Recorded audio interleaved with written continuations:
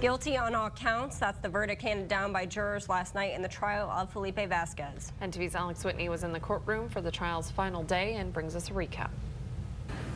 After 3 weeks of trial and just around 7.5 hours of deliberation, the jury has finally reached a verdict in the case of Felipe Vazquez, the teen accused of killing a Lincoln police officer.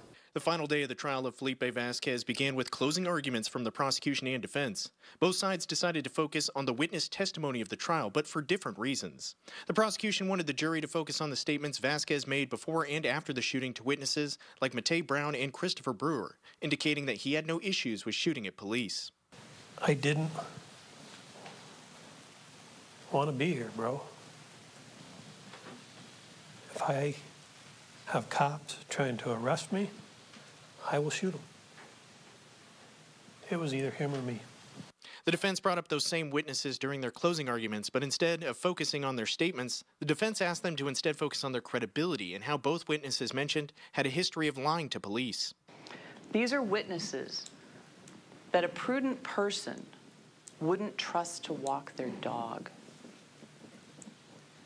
These are witnesses that you wouldn't let hold your popcorn at the movie while you fish out change to pay for it. After the arguments, the case was sent to the jury right around noon, but it wouldn't be until nearly 8 p.m. that they would return with their verdict.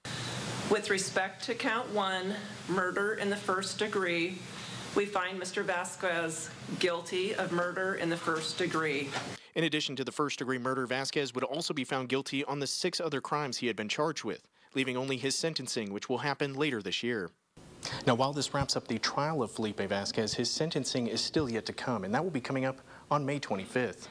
Reporting here from Columbus, I'm Alex Whitney.